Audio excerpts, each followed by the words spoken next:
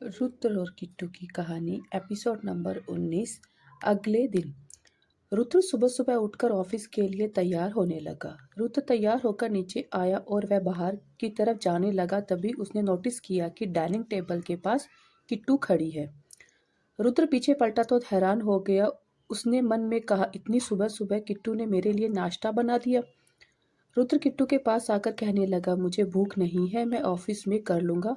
रुद्र जाने लगा तो किट्टू ने उसका हाथ पकड़ लिया। किट्टू ने इशारों से कहा, प्लीज थोड़ा सा खा लीजिए। रुद्र ना चाहते हुए भी डाइनिंग टेबल के पास बैठ गया। किट्टू ने आलू का पराठा और दही रुद्र को सर्व कर दी। रुद्र नाश्ता करने लगा। रुद्र एक पराठा खाकर उठकर कहने लगा, किट्टू यह बहुत ज़्यादा हैवी हो जाएगा, मुझे आज बहुत ज़रूरी मीटिंग करनी है। लेकिन किट्टू ने फिर उसका हाथ पकड़कर बैठा लिया और रुद्र ना चाहते हुए भी बैठ गया। रुद्र ने मन ही मन कहा, अभी खा लेता हूँ किट्टू के हाथ के पराठे, फिर तो कभी नहीं खा पाऊंगा किट्टू के हाथ का खाना। रुद्र को आलू के पराठे टेस्टी लग रहे थे और वह 4 पराठे खा गया।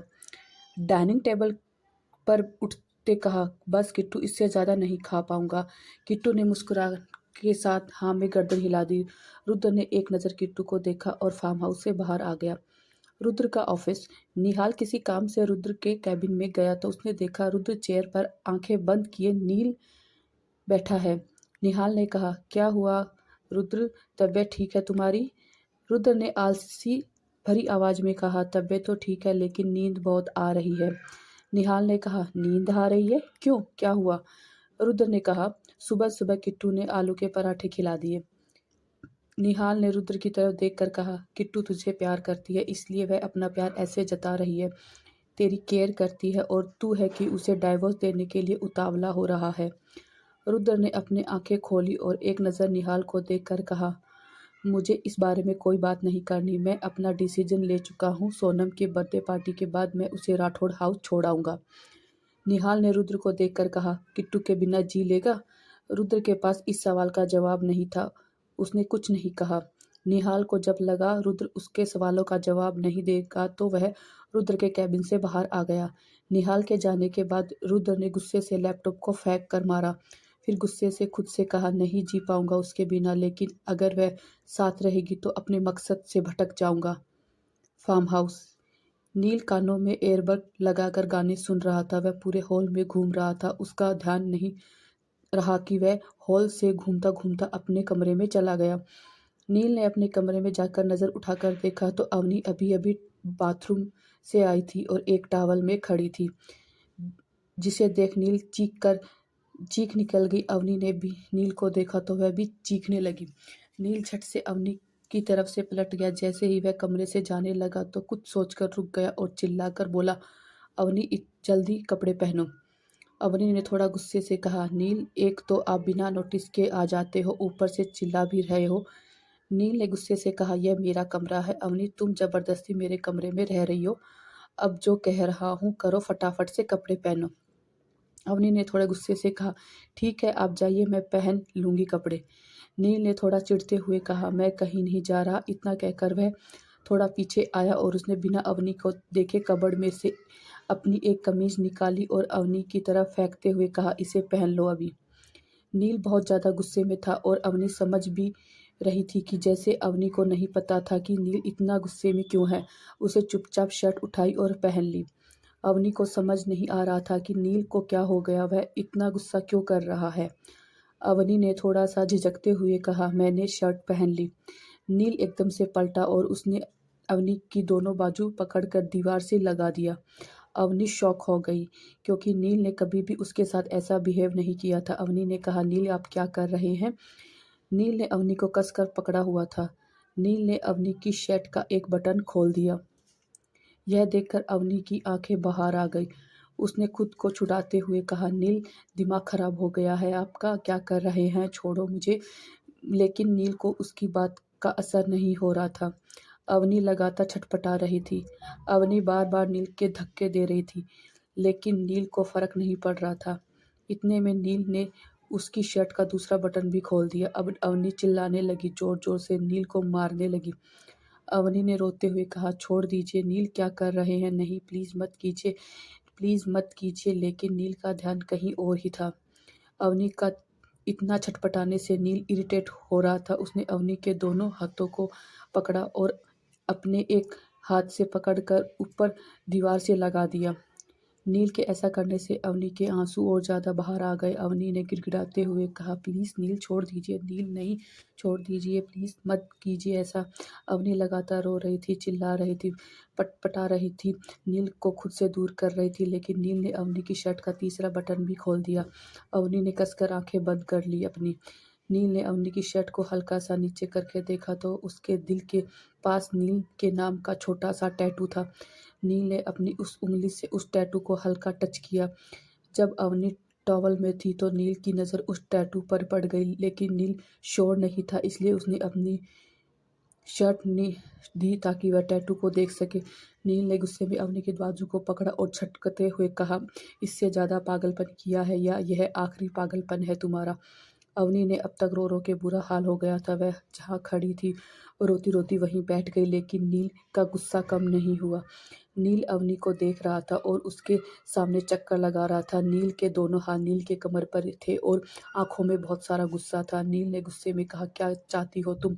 गलत डायरेक्शन में जा रही हो। मैं तुमसे प्यार नहीं करूंगा, इस तुमसे कभी शादी नहीं करूंगा, और यह जो तुमने आज किया है ना, इसमें खुश नहीं हूँ, बल्कि तुमसे बहुत भी ज़्यादा गुस्सा आ रहा है तुम पे। नील ने अपने दोनों हाथों से अवनी को उठाया और चिल्लाकर कहा, चली क्यों नहीं जाती मेरी ज़िंदगी से? अवनी कुछ भी बोलने की हालत में नहीं थी, वह बस रोए जा रही थी। अवनी ने रोते रोते थोड़ा हिम्मत करके कहा, नील मैं आपसे बहुत प्यार, लेकिन मैं नहीं करता तुमसे प्यार, समझी? और इस जन्म में मैं तुमसे शादी नहीं करूँगा, समझ रही हो? इतना कहकर नील ने अवनी को झटक दिया और उस कमरे से बाहर आ गया। अवनी फिर बैठकर रोने लगी। अवनी ने रोते रोते खुद से कहा, नील आप समझते क्यों नहीं है? प्यार करती हूँ आपसे, कैसे प्रूफ करूँ अपना प्यार आपको? आप कब समझेंगे मेरे प्यार को? आपके अलावा मैंने किसी की तरफ देखा भी नहीं। नील अगर यह अवनी शादी करेगी तो बस आपसे ही, नहीं तो नहीं करेगी। नील गुस्से में गार्डन में आ गया और गार्डन में आकर इधर-उधर चक्कर लगाने लगा। नील को अपने ऊपर बहुत ज़्यादा गुस्सा आ रहा था। उसे अच्छे नहीं लग रहा था कि आज उसने अवनी के साथ ऐसा बिहेव किया। नील ने अपने दोनों हाथ का पंच बनाया और एक पेड़ पर मारने लगा। नील लगातार उस पेड़ पर अपने हाथों से पंच बनाकर मार रहा था। नील को अपने ऊपर गुस्सा आ रहा था कि नील ने हाथों से खून आ रहा था, लेकिन नील को कोई परवाह नहीं थी। तभी अवनी भागकर नील के पास आई और उसने हाथों को पकड़ लिया। फिर रोते हुए बोली, यही चाहते हैं ना कि मैं आपकी ज़िंदगी से चली जाऊँ? चली जाऊँगी, कभी नहीं आऊँगी, चली जाऊँगी। नील आप खुद को तकलीफ़ मत दीजिए। इतना कहकर अवनी ने नील के हाथ पर दुपट्टा लपेट दिया और फिर अंदर चली गई। रात को सब डाइनिंग टेबल पर खाना खा रहे थे। सबके चेहरे पर उदासी थी। अवनी को देखकर लग भी रहा था कि वह बहुत कितना रोई है, लेकिन सब जानते थे कि अवनी क्यों रोई है, इसलिए किसी ने अवनी से कुछ नहीं पूछा। थोड़ी हिम्मत करने के बाद अवनी ने निहाल की तरफ देखकर कहा, भैया मुझे वापस जाना है। निहाल कुछ जवाब देता उससे पहले ही रुद्र ने कहा, परसों सोनम की बर्थडे पार्टी है, हम सब पार्टी में जाएंगे, इसके बाद तुम चली जाना। अवनी ने रुद्र की तरफ देखकर कहा, भैया मुझे दादी के पास नहीं जाना, मुझे कनाडा जाना है और मैं जितनी जल्दी हो सके बच जाना चाहती हूँ। अवनी की बात सुनकर नील डाइनिंग टेबल पर से खड़ा हो गया और नील किट्टू को सवाल नज़रों से देखने लगी। नील ने कहा, किट्टू मेरा हो गया, और फिर वह निहाल के कमरे में चला गया। थोड़ी देर बाद अवनी भी नम आंखों से अपने कमरे में आ गई। निहाल ने भी थोड़ा बहुत ही खाया और वह भी चला गया। किट्टू ने रुद्र को देखा और रुद्र ने किट्टू को। दोनों के चेहरे पर उदासी थी। फिर वो दोनों भी अपने अपने कमरे में चले गए। निहाल जब कमरे में आया तो नील विंडो के पास खड़ा था। निहाल ने कहा, नील तेरे और अवनी के बीच झगड़ा हुआ है? नील ने कहा, नहीं कोई झगड़ा नहीं हुआ। निहाल ने कहा, वह तेरे लिए इंडिया आई थी, अब वो वापस जा रही है तो उसे रोकेगा नहीं? नील ने कहा, मेरा कोई हक नहीं है मैं उसे रोकूं, वह अपनी मर्जी से आई थी, अपनी मर्जी से जा रही है, मैं कौन होता हूँ उसे रोकने वाला? आने वाले 2 दिन बहुत तनाव से गुजरेंगे। किसी ने किसी से कोई बात नहीं की। ना रुद्र ने किट्टू की तरफ देखा, ना नील अवनी की तरफ। अवनी के मन में फिर भी कहीं ना कहीं उम्मीद थी कि शायद उसे नील जाने से रोक ले, लेकिन नील ने तो पिछले 2 दिन से अवनी से बात तक नहीं की। सोनम के बर्थडे का दिन भी आ गया। रुद्र अपने कमरे में तैयार हो रहा था। पार्टी की थीम रेड थी, लेकिन रुद्र ने रेड कलर की शर्ट, ब्लैक कलर का कोट पहना हुआ था।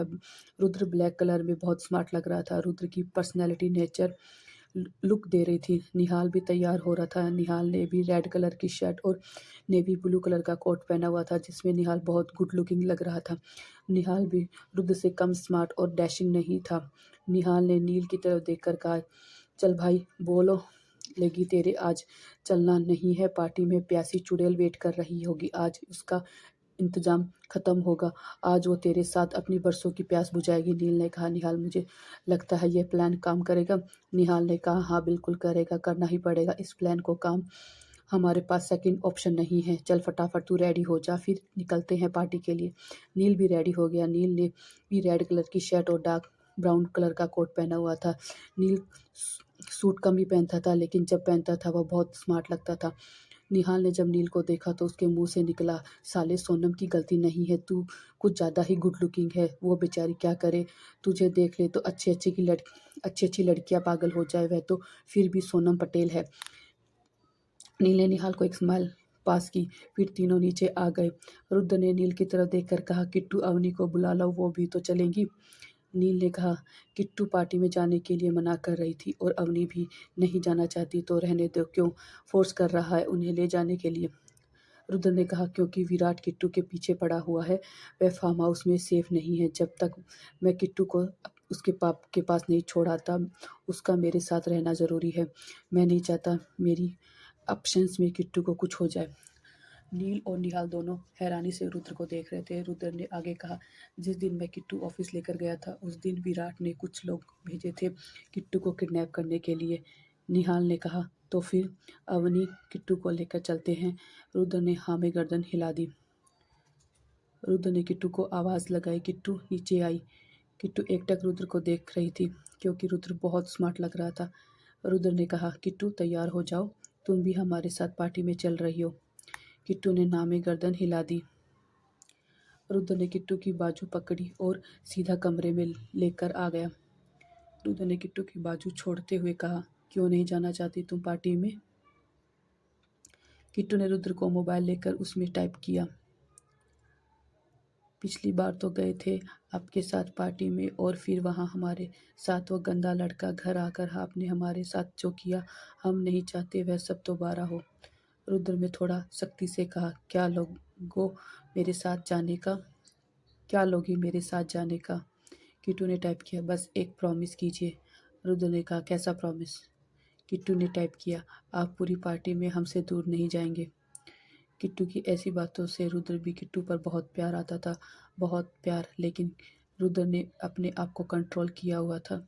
रुद्र ने कहा, ठीक है, मैं प्रॉमिस करता हूँ, तुम्हें पूरी पार्टी में अकेला नहीं छोड़ूंगा। रुद्र ने वह नेट की रेड साड़ी निकाल कर किट्टू के हाथ में पकड़ाते हुए कहा, अब चलो जल्दी से तैयार हो जाओ, मैं नीचे वेट कर रहा हूँ। दूसरी तरफ अवनी भी जाने के लिए मना कर रही थी, लेकिन अवनी ने नज़र बार बार नील पर जाकर ही रुक रही थी। अवनी नील को देखकर मुस्कुराना चाहती थी, लेकिन उससे खुद को कंट्रोल कर लिया। निहाल ने कहा, अवनी तैयार हो जाओ, तुम्हारा यहाँ अकेले रहना ठीक नहीं है। अवनी ने कहा, सेफ नहीं है तो मैं अपनी दादी के पास चली जाती हूँ, लेकिन मुझे पार्टी में नहीं जाना।